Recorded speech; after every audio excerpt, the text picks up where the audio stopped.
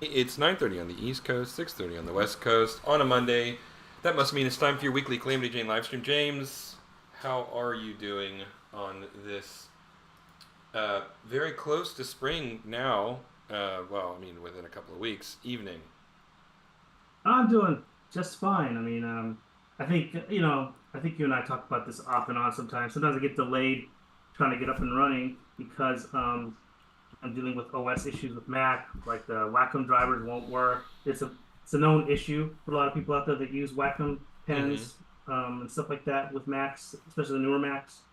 They don't get along for some reason, and they'll automatically shut off when the screensaver comes on, or it goes to sleep, and all of a sudden you can't do anything, and you got to find another mouse and physically plug it in or something like that just to interact with your OS. It's super annoying.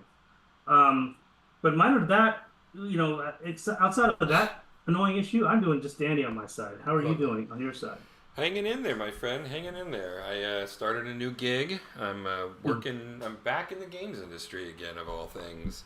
I'm working on a video game called Barony for a small independent studio called Turning Wheel Games, and I'm enjoying it so far. I'm doing a lot of marketing stuff, and I think as we get further along, I'll probably move into sort of a more like expanded, some production as well.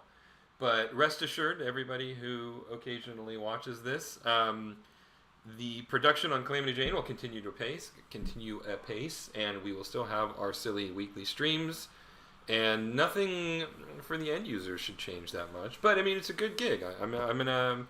It's been a long time since I worked in the games industry, and it How long was has it been? 7 years? 6 years. Yeah, Six. yeah. Okay. So I All took a right. bit of a hiatus. The funny thing is it's a really small company. They just finished doing their hiring, and we're capped out at 6 people. And their sixth hire was someone I know. I mean, of all the gin joints and all the towns and all the world, you had to walk into this one. No, it's a guy that I worked with years ago who I like a lot. Back when I was working at a studio called Airtight Games, working on a game called Murdered Soul Suspect, and he was the art director there. And so a decade later, we're working at the same company again. And it's Very. as if you never left. It's like I never left. It's so weird. The thing that's the most That's interesting funny. about it is honestly how little it has changed. All the terms are the same. All the Hmm. heroes are still heroes. All the villains are still villains. Whatever that means. But yeah, I mean, I've been gone for the better part of a decade, and I came back in, and I still knew all the terms and all the jargon. GDC is still a thing, you know. I Hmm. mean, and nothing Hmm. changes. It's very interesting. Well, welcome back to the world of games. I'm in games Yeah. myself, so but it was which is fun. What's funny is you and I met in Warner Brothers, back in the day.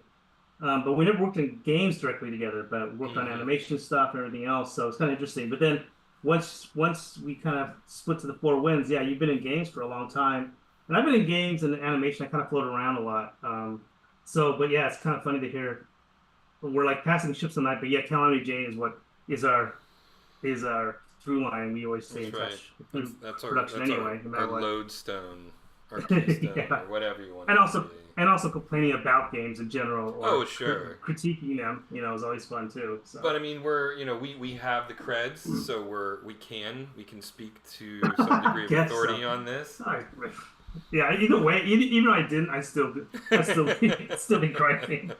I don't care about having a membership card. I'll still do it, and All right, fair enough, fair yeah. enough. Well, James, what are we Um. what are we working on this week? All right. Well, yeah, this is gonna be a tough one, and I don't know how this is gonna go. But All let right, me we're gonna share give my it a shot. screen. All right, share screen. I am going to. I mean, I kind of made fun of this last week with my dinky sketches and stuff, but Mm-hmm.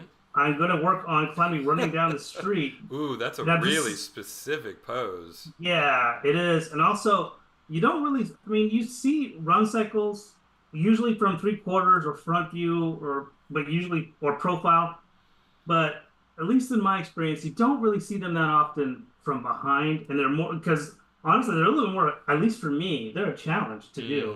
Mm-hmm. Mm-hmm. Um, so Well, I mean, you're I've kind dealing of with been things putting it off. like foreshortening, getting Mhm. as it's pushing away. You've Yeah. got a very weird positional angle that, frankly, we don't really Yep. see the world through very often, right? I Yeah. mean, Yeah. you really have to go out of your way to stand in a position like that, Yeah. Um, Man, like, we gotta fire that storyboards that made this shot. I I mean, know, God. yeah. Jeez. Or the writer who wrote it into the script, Calamity runs down the center of Main Street. I don't know who that jerk was. Oh man. So yeah, so I'll be working on this tonight while we kind of chat. All right. Again, like part of our MO is I always like to recycle and try to keep things efficient because that we're pretty much we're just us and I'm animating solo right now. If we had a crew, it'd be different, but I've got to find ways to kind of make our shots and try to be efficient as possible. So the good thing I've been saving up our master file for Calamity Jane, all these poses. I do have a little bit of back view of some stuff here. Mm-hmm. Mm-hmm. So I'll probably use some of that and I'll grab this asset here and I'll go forward and try to build us a run cycle from this view Okay. tonight. Yeah, so there we go. That's what I'm off to running. Like now I want to know is what's on your mind as far as game world or movies today? Like, do you Well, have anything? I went and I saw Dune 2 yesterday. Oh, nice. Well, okay. So, Yeah. we're usually pretty good at trying to avoid spoilers, but Meek and I, we're trying to watch it right now, the first Dune. Again, just kind of remind ourselves like where we were at with it and Mm-hmm. everything. Mm-hmm. I've heard nothing but good reviews about this, so I'm really curious. Like, what do you think? It was good. I mean, there's nothing that I can say that hasn't been said 1,000 times in any of the reviews. It's an excellent film. It's well written. It's beautifully shot. And it's a good flick. I mean, I think my only major complaint is, and I feel like we talked about this before, I just don't like Zendaya. I just don't think Oh, you don't like her she's. as an actress, right? I Yeah. don't think she's a particularly good actor. I think she comes across as too disaffected. Um, Yeah. Yeah, we talked I, about the yesterday yeah, offline in yeah, the meeting. offline. I don't understand her. I don't understand her appeal. I should say, not her. I don't know her, but I don't understand her appeal. I don't understand why she's in everything. She plays the same character in everything that I've seen her in. Admittedly, I've not watched Euphoria, so Mhm. I can't. Maybe she's completely different in that show. I don't know. I can't speak to that. I can only speak to all of the other things that I've seen her in, and maybe she's just bored. I don't know. Maybe she's like taking these roles to line her pockets, and she phones it in, or what? I don't know. Regardless, if it is a lack of ability, in my opinion, or just she doesn't care, or what, I just don't understand why people like her so much. Um, Mhm. she was without a doubt the weakest part of the movie, um, which is a shame because they've increased Chani's role in the movie from the book. So she's got it's smart. What they did with the character is very smart, and I'm glad they did it. I just wish that Mhm. they had cast a better actor in the role. Um, Mhm. but it is what it is. It is otherwise a phenomenally good movie. It's hard for me to say too much. Although I don't know, I feel like the statute of limitations are mostly gone, given that the first book came out in Yeah, 1965, and the that's true. movie adheres pretty closely to the source material. There's a couple of pretty big departures that I think were very smart because they were changes to be a little bit more reflective of today's culture, right? Versus what relationships were like, what people were like in the 1960s. Because one of the major, I mean, there's a lot of things that Frank Herbert was doing with those books, but one of the major ones was the nature of deifying heroes, right? Mhm. Mhm. In this tendency for humanity to find themselves swept up in a charismatic leader, right? And sort of the duality Uh-huh. of someone who rises to power with great, aspirations and charisma, and then winds up being corrupted by that power, Mhm. and um, and it is a central theme in at least the first two Dune books. Now, I'm speaking just from the research I've done. I've not read Dune or Dune Messiah, which is what I believe Dune 3 is gonna be the first part of Dune Messiah, which is book 2. Um, and I really think that they did a great job making it a little bit, if anything, more explicit than it was in the books. Mm-hmm. And the movie also does away with subplots that are great for world building in novels, but don't mean anything, don't have any bearing on the core story. And so they dropped entire storylines that didn't really have anything to do with Paul Atreides, right? So anything Mm-hmm. that Mm-hmm. didn't have to do with his experience and his growth as a character, and the characters around him, they sort of sidelined, which I think, after the reading that I've done, was an extremely smart decision. But anyway, it was great. I saw it in 70 millimeter at the Terra Theater in Atlanta, which is one of the, if not the oldest movie theater in the city. I love movie theaters, especially like boutique ones, Mm-hmm. and the Terra is amongst the best. Terra and the Plaza, I'd say, are probably the two best theaters in Atlanta for my money. So And yeah, it was great. Saw it in 70 millimeter on film. It was great. cool. So they actually well, that's crazy. So they actually have it. I mean, I'm assuming most theaters have the digital, whatever you want to Yeah. call it, whatever fancy name they have after it. But yeah, that's cool. You saw it in 70 millimeter. Do you feel like you see like what do you get out of seeing the 70 millimeter versus seeing it the digital XD projection or whatever? Yeah, Like it's an excellent it's been question. so long. Yeah, Yeah. it is what it is to me is film is not perfect. Mm-hmm, mm-hmm. Like when you're watching a digital projection, it's 100% pristine. Yeah, And if yeah. you're not looking at a high enough resolution screen, or you're sitting too close, you can actually sort of see, in some instances, if it's not mastered properly, you can actually see sort of the pixels. Okay. Obviously, Yeah. with film, you don't get the pixelation because it's an analog medium. But the thing that really is striking about film, which you forget until you've been watching digital movies for so long, is how imperfect film is. Because it's a series, of frames flittering before a light, things on screen jerk ever so slightly, right? Mm-hmm, mm-hmm. Um, Dust particles get on the on the film, and so you see particulate from time to time on the screen. There was even a cigarette burn on, I think, the second to last reel, as they transitioned over to the last reel of the film. It looked like. I mean, if it wasn't a cigarette burn, then it was just a Random deformation. blip. Yeah, exactly. Mm-hmm. But what I like Yeah. about it, the reason why I find it so compelling is, I don't know. There's something about the imperfection of film Mm-hmm. that grounds movies a little bit. It makes them feel a little bit real, a little less pristine, Hmm. which I think is actually a good thing, for me at least. I mean, it's a preference. I can see why those little imperfections, some of the weird focus issues you get when you're projecting film versus a digital feature. Some people would prefer that, but I just, and the thing is like, Dune, I'm certain, was shot on a digital camera. I don't think that they shot that movie on film.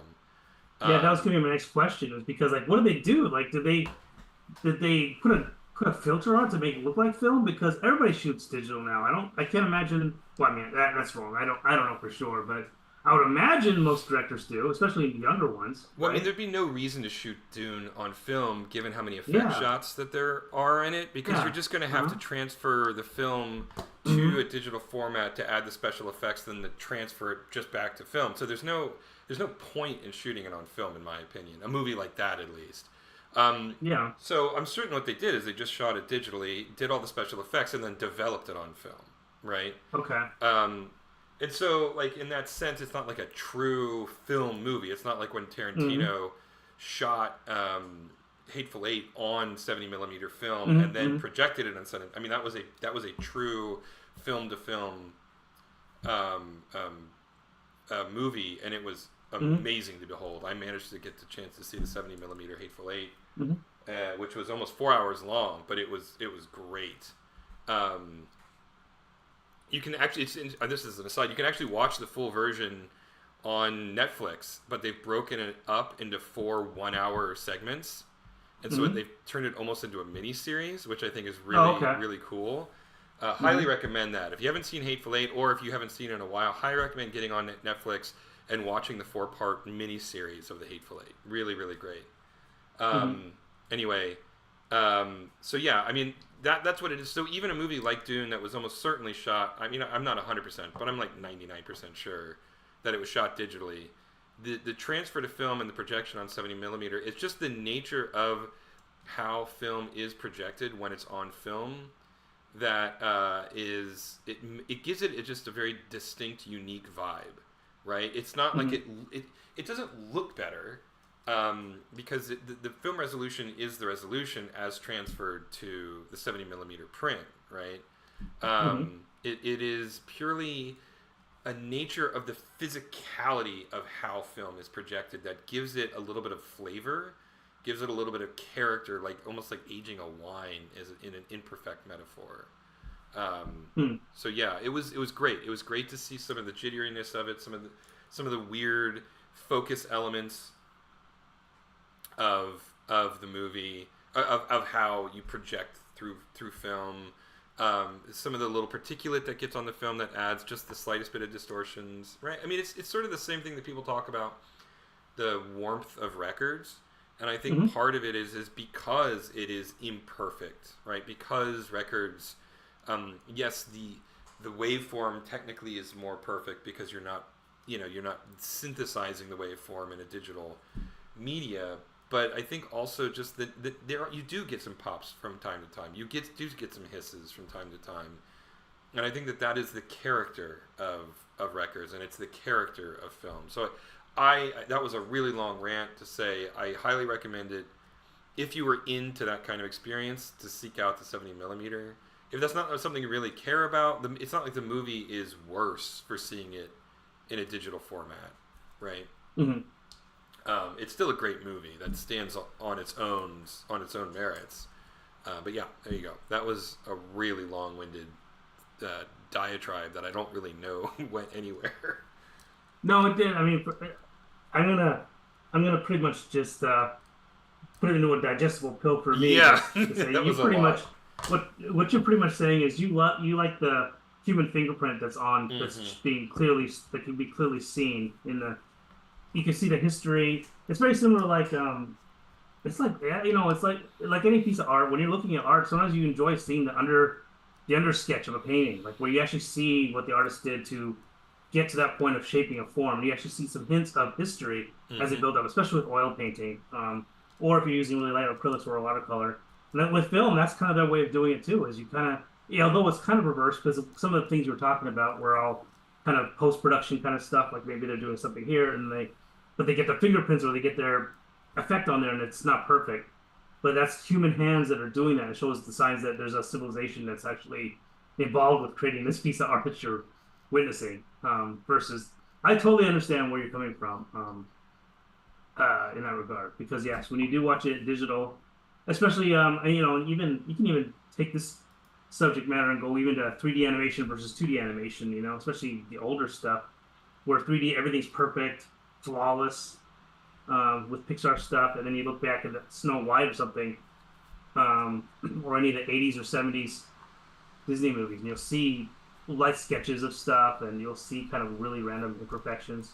Mm-hmm. It's my turn to kind of go on and on. But even with Star Wars, like for me, I prefer the old VHS version copies of Star Wars because you actually can see the strings on the TIE fighters when they're going across the backdrop of a starscape or something like that. And then now when they updated them, now everything's all digital star fields and it looks all perfect. But no, I wanted the fact that it felt more real with watching little strings and watching them trying to wipe out the strings to make sure it looked even. There's something about trying to make it look magical and then still having some human air Mm-hmm. to it. Mm-hmm. So I think what you're saying, I mean, it resonates with me. I totally understand why you'd appreciate 70 millimeter more, and why you went out to go see it that way. I get that. It's pretty cool. But now, for me as a lazy audience member, I'm just gonna go. I'd like to just see it big, and I'm happy with that. I That's mean, fine. just for Yeah, yeah, seeing the vistas and the shots that the directors yeah, yeah. kind of laid out, especially based on the first one. I can't wait to see some of this stuff big. you know, that Yeah. sort of thing. Yeah, I mean, if you're not going to see the 70 millimeter, at least find the theater with the biggest screen you can find, right? And Yeah. sit Hmm. nice up close. Like I sat like way up close, again, because I knew that I could sit that close, um, and the resolution wouldn't break down at all. I mean, that is one of the benefits of film is that there is you can't sit too close. I mean, you can, and that it'd be hard to you strain your neck, but because it is analog, it's not digital. You don't have to worry about any sort of aliasing as you get really close to the screen. Hmm. Which some of the Yeah. cheaper, older digital theaters, the aliasing can get really bad, in my opinion. But Yeah. Yeah. I always tend to sit in the back, very far back row, and then they have just have people see the whole thing that mm, way. Yeah. I'll be honest, as I've gotten older, and it's not because my vision is bad. My vision has been bad since I was in the third grade. I actually have started drifting more farther forward as opposed to farther back. So you're a mid seat person Mid to now at this front, point? yeah. I sat in the third Wow. row in the movie last night. I kind of, movie seats Wow. they lean back far enough. I mean, when I Huh. sit, what I found is that when I sit really, really far back in a theater, I mean, relatively speaking, yeah, the screen is 100 times the size of my television, but I'm also sitting a Yeah, hundred yeah, I get times it. farther away, and so it's like it ends up canceling itself out when I sit farther away. Hmm. And Hmm. so I want things to be nice and big when I go into a movie theater. And so I as I totally get that too. I just Yeah. started drifting closer and closer to the screen. I was gonna say because you brought up how do you notice the anti-aliasing. I'm thinking like, how do you even see that? I had never seen anti-aliasing before, but now that you told me what your seat preference is, it makes perfect sense. Um, yeah, for me, I think I don't know what it is. I like being back mainly because my eyes aren't great close up, so everything blurs really close. Like Oh, even yeah. so, so the farther back I am, the better I can see. So I think that's part of my that's what where my I kind of gravitate towards the back for that reason. And also, and I don't know, it's been a while since I've sat mid to front, but I Hmm. feel like you get more. I feel like the sound kind of envelops me better when I'm farther out. Like I feel Interesting. like it kind of, but maybe I'm wrong on that because I don't have any direct experience sitting up front or mid. Because you're more into the sound stuff too, so maybe you are getting exactly what you want, being closer. But I feel like those speakers all the way in the back too. Yeah, Like, are yeah. you getting those as much I compared mean, to But then just you from get the front ones. just from I think, a purely technical standpoint, you want to sit as middle of the theater as possible Mm, for the optimal mm. soundscape, just Yeah, because you yeah, want yeah. all the speakers to be relatively equidistant from you. Because I Hmm. guarantee you, the sound designer was mastering in a space where he was basically mastering for a theater, and by and large, the theaters are boxes. They're rectangles. I mean, they're rectangular cubes, Yeah. um, but the sound designer is aware of that, and obviously the sweet spot for the sound is largely going to be in the center when you're approximately equidistant from all of the speakers. So Hmm. from that standpoint, somewhere in the middle is probably where you're going to get Hmm. the best sound. Now, if we can get into the real physics of it and dealing with nodes and antinodes, the sound waves collide with each other, and there might actually be Hmm. audio dead zones, yada yada yada. Yeah, yeah. And I'd have to actually get a sound meter into the into the theater and It's not measure it worth it. directly. But I mean, generally speaking, in the center is probably where we're going to get the best soundscape. Yeah, But I just think because yeah, I like the experience of it being really big on screen, I just tend to, yeah. That make makes a make perfect. a Yeah, because judgment it fills call. your whole senses. Yeah. Yeah. The last thing I'll say that's an advantage of sitting in the back is you don't have to worry about anybody behind you Mm. kicking your seat. I hate that stuff. I mean, if it happens, but when you're in the back, then you don't have to worry about that. You just got people in front of you, and you don't have to worry about that stuff as much. That is But yeah, true. yeah. But yeah, that's cool that you went and saw it. Yeah, and you saw it opening weekend. I'll try to go see it maybe this coming weekend. Again, with the nature of movies now, you don't know how long movies stay in a particular space, but it seems like Dune's it had a great weekend, I think. I think a lot Yeah, of yeah, people are 80 talking about it. million, 80 million opening weekend, Yeah, which is so pretty good. that's great. Yeah. So that means it'll stay in the fancy, big, the fancy XD theater for another week or two, if anything. So Yeah. I think I can kind of milk this. I don't even care about going opening weekend anymore as much for me. except for if I know it's a small movie and I just don't know if it's going to be in the theater that long. Mm-hmm. So I am kind of betting on Dune staying in the theater a little bit longer, and we'll go check it out. Maybe this, yeah, like I said, maybe this coming weekend or something. We'll be a little, we'll be able to have digested Dune 1 in the tidbits that we have been by then, so it'll be fresh in our mind. We'll be able to watch it. Yeah, and as far as Zendaya, I know you were talking about Zendaya. I don't know. I think yeah, I have no opinion either way with her. I mean, she's also in the Spider-Man Tom Holland movies, and she seems to I don't know whether it's just pure luck, but she seems to have landed in big blockbuster type movies. She's kind of like that. She's kind of like that trend actress of the decade kind of thing. You know, we had that with Angelina Jolie, I think, for a little bit. You know, like where they were always in everything. I think she's kind of going through that. It feels like to me.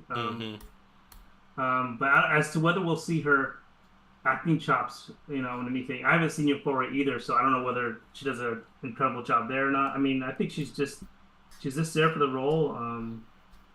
Yeah, I'm like just indifferent with Zendaya.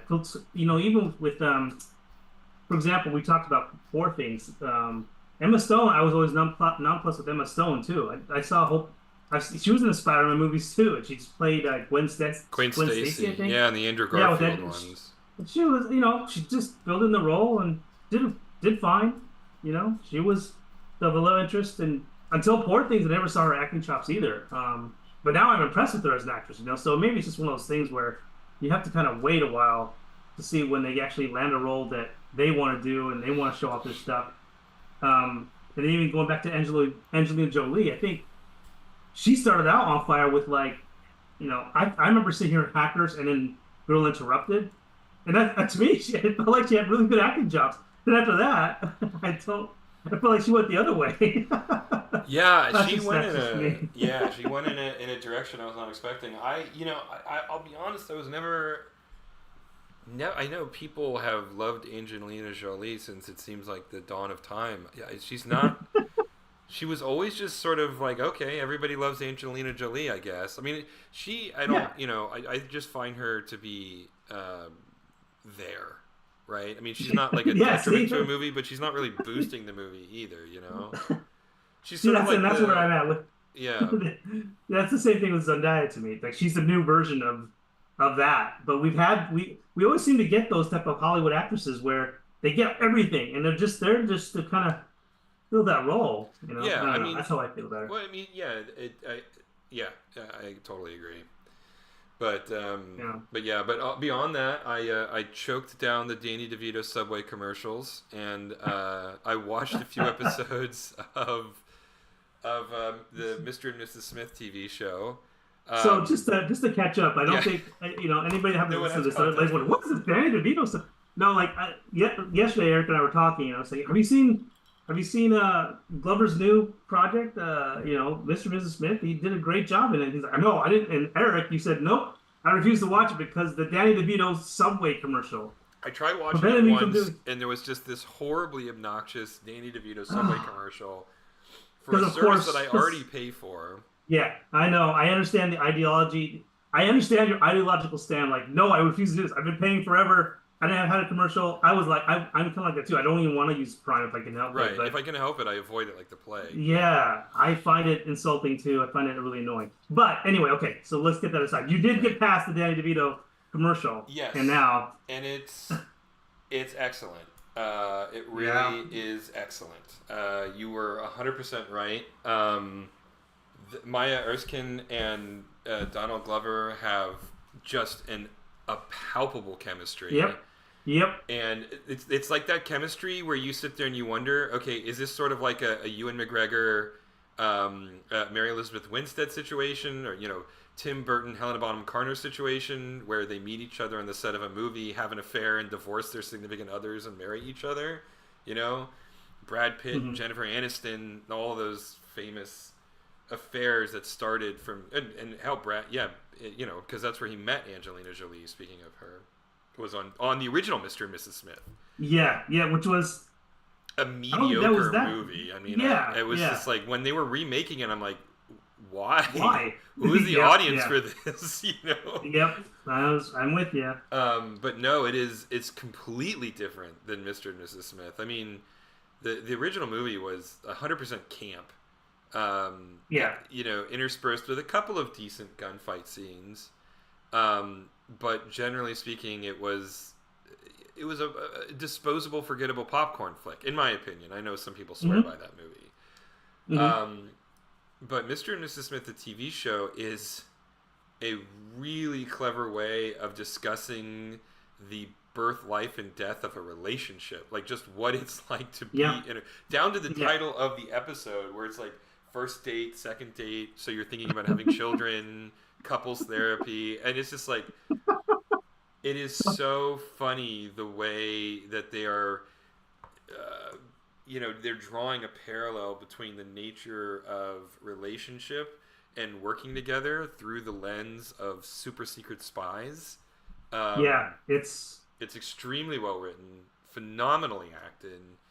Um, I find the directing to be a little bit heavy-handed. Just in the framing is like the unnecessary using objects in the foreground to frame characters in the background.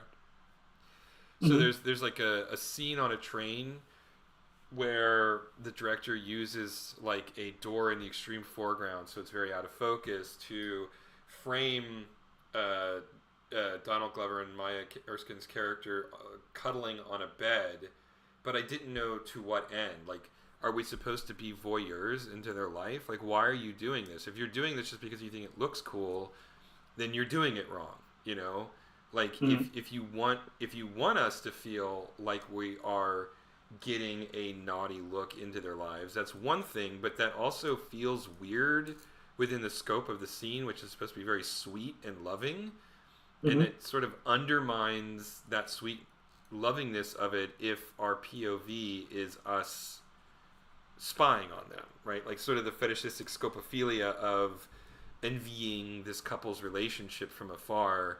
I don't know. I wasn't a big fan of that, you know. Mm-hmm. Mm-hmm. But other than that, yeah, it's extremely well acted, extremely well written. Maya Erskine and Donald Glover have an unbelievably good chemistry with each other. Yeah. It is. Um, yeah. It's almost embarrassing. I feel like it's embarrassing to even compare it to the Brad Pitt Oh, I Angelina know. Jolie. I Speaking of, like her being, another just an actress playing the role. That's what that was height. That was the height of her doing that kind of stuff. Was that, and Brad Pitt too? I guess in that regard too. He was just handsome dude that needs to be in this movie kind of thing. He's the same mm-hmm. thing. He didn't get to see his acting chops really in that movie either.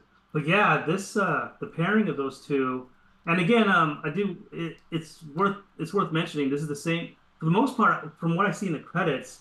Like Hiro Murai, I think is the Mm-hmm. director. I like the stuff in Atlanta a lot. Like whenever Glover and him are together, it tends to be usually really good stuff. So I don't know, but I know there was some directors that kind of swapped around. Like he Yeah. did the first few, and then there's another director that did a couple of them. So I Yeah. don't know who.